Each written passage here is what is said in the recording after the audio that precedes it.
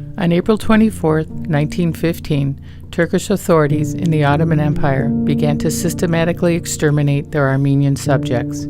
Over the next 3 years, hundreds of thousands of Armenians were deported from their ancestral towns and villages.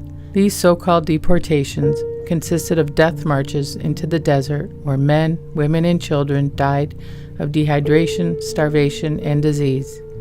If, that is, they had not already succumbed to torture, rape, and murder along the way. In the end, up to 1.5 million Armenians were massacred. The centennial of the Armenian Genocide was marked all over the world on April 24, 2015. While this day was dedicated to commemorating the victims, there were also demonstrations demanding recognition of the genocide. Why? Because the Turkish government still denies that the systematic slaughter of the Armenians in 1915 constituted genocide. This, despite countless eyewitness testimonies, news reports, and government documents from Armenian, Turkish, German, British, and American sources, such as the U.S. ambassador to the Ottoman Empire, Henry Morgenthau, who tried to convince his government to put a stop to what he called the murder of a nation. While more than 25 countries, including Canada, have officially acknowledged the genocide, this cannot make up for the fact that Turkey continues its denialism. Does it even matter that Turkey refuses to recognize the Armenian Genocide 100 years later? Or is it important to recognize this fact in history and challenge genocide denial? How might our point of view affect the way that we interpret our past and future actions? First, to tolerate genocide denial is to be complicit in the last stage of genocide. Extermination took away 1.5 million innocent lives. Denial threatens to take away the very memory of those lives. If denial succeeds, it will look as if the victims had never even existed. Following this rationale, if denial is allowed to erase genocide from history books, it would be impossible to commit to the mantra, never again. In 1939, Hitler stated, "The aim of war is to annihilate the enemy physically." Who today still speaks of the massacre of the Armenians? Could recognition of the race murder of the Armenians have discouraged Hitler from his own genocidal designs and perhaps helped to minimize the occurrence of future genocide? Encouragingly, over the past few years, in what Turkish-American historian Taner Akçam calls the other Turkey, a growing number of Turkish writers, intellectuals, and human rights advocates have publicly acknowledged the Armenian Genocide and courageously called for the Turkish government to do the same, to come to terms with history.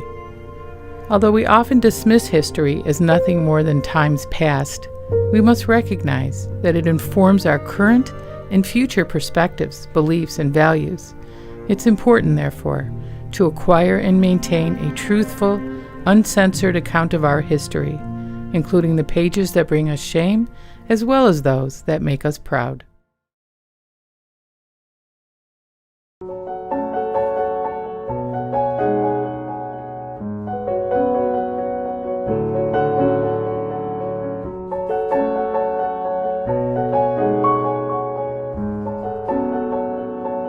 The historical territory now called Artsakh has been part of Armenia since ancient times. It was part of the Kingdom of One from the invasions of Sarduri II. At that time, it was named after Urtech. Then Artsakh continued to be part of Greater Armenia during the times of the Yervanduni dynasty, Artashes dynasty, Arshakuni dynasty, and later, already during the rule of Bagratuni and Zakarian.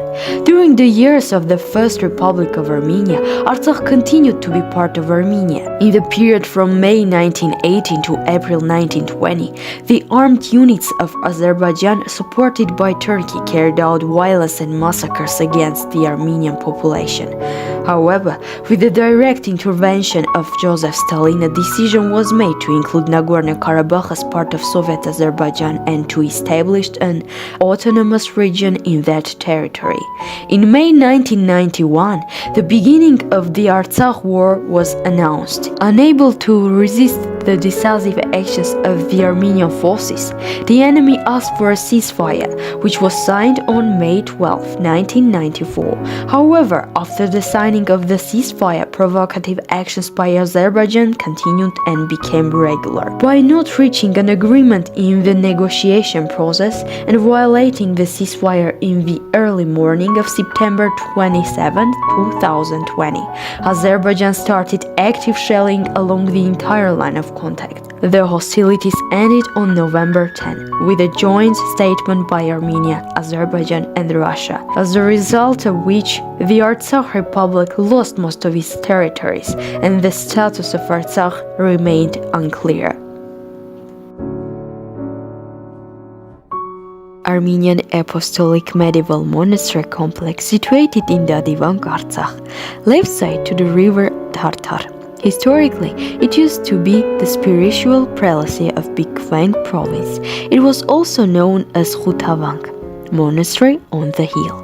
For the first time in a while, the monastery is mentioned in some bibliographic resources. According to a legend, the monastery was founded by State Dadi, a disciple of Thaddeus the Apostle in the 1st century. In July 2007, the grave of State Dadi was discovered under the holy altar of the main church. In 1145, the monastery was destroyed by Seljuks, but it was rebuilt in 1170. There are many khachkars saved from those times, and some of them stand as a memory of Artsakh noble dynasty. Tigranakert is located in the southeast of the Martakert region of the Artsakh Republic, on the right bank of the Khachen River. It was built in the 1st century BC by the Armenian king Tigran the Great. The historians of 7th century Sebos and Movses Karangatvatsi mentioned about Artsakh's Tigranakert. It existed as a settlement until the late Middle Ages and was in the territory of Khachen. During the Soviet period, Tigranakert was located in the Aghdam region. The exact location of Tigranakert was discovered in 2005 during archaeological excavations. In 2006 began excavations in Artsakh's Tigranakert. One of the most important finds of the excavation is the Armenian inscription. Holy Savior Cathedral is an Armenian apostolic cathedral in Shushi, Artsakh. It was built in 1868 to 1887 by the local residents. The architect was Simon Terhakopian. It is considered to be the second most important spiritual center in Artsakh after the monastery of Khanzasar. The architectural complex consists of a church and a bell tower. The inscription of the belfry testifies that it had been built 10 years earlier than the church itself. Usually the belfry is built after the construction of the church. Shushi Castle is an Armenian castle settlement from Middle Ages. It is located in Artsakh Republic in Shushi city.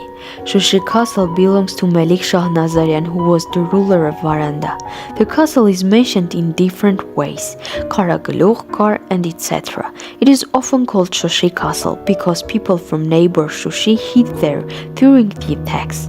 There is an opinion that the basis of Shushi fort's fence and buildings was named by Avan Harapet, who was the main commander of Armenian detachment in 1724. But there is another opinion that the castle was built earlier and in 1720s Avan Harapet rebuilt it. St. John the Baptist Church, commonly known as Ganajam, is an Armenian apostolic church located in the Republic of Artsakh Shushi. Ganajam means green chapel in Armenian, as there was a time when the church domes were painted green. Ganajam has unique architectural innovations. Over the entrance to the chapel, there is an Armenian inscription. Shushi Carpet Museum was opened in 2013 in Shushi's Art Center. It includes more than 250 carpets made from the end of 17th century to the beginning of 19th century, which present the features of carpet making art. The purpose of building the museum was to protect Artsakh traditional carpet from forgetfulness and from destruction by Azerbaijan. There are exhibits which have lived more than hundreds of years. The author of the initiative is Vartan Asatryan, who presented that Turkish wanted to destroy Armenian manuscript in carpet art and actualize ideology of pan-Turkism on Armenians. Turkish collected Armenian carpets from Armenian villages and exchanged with new ones or with another products. Now the museum's permanent exhibition includes 120 carpets from 300. The Shushi Carpet Museum is an invaluable institution that testifies about Artsakh's rich traditions of carpet making, which is a great opportunity to study the famous carpet making of Artsakh. Ochtadırneri Vank Monastery with multiple doors is a monastery located in Hadrut Artsakh. It is located 3.5 km far from village Mokhrenes mountainside of Yugusen. The monastery, similar to many other Armenian cathedrals built in the 7th century, is unique and includes some architectural elements of old Christian worship. The monastery is fully designed by crude and unrefined stones. There are no lithographic inscriptions from those ages, only 2 khachkars. One of them is located in deep altar of the church below the window, and the second one is located in the churchyard inside of the ruined chapel. The first khachkar is very simple, designed by the 10th to 12th century style. The age of the cross and with balls. There are grapevines on wings of the cross. The khachkar is known as the oldest one in Artsakh, as it was built 47 years earlier than Ghazar Khachkar Amaras Whaley. Gchavank is a monastic complex located 1.8 km northwest of Togh village in the Hadrut region of the Republic of Artsakh. Construction began in 1241 and was completed in 1248. In the 15th century, Gchavank also became a cultural center and had a penthouse. The monument of Gchavank is one of the famous monuments of centuries-old Armenian architecture with its high architectural features. The stone masons of Artsakh are not confined to their architectural environment.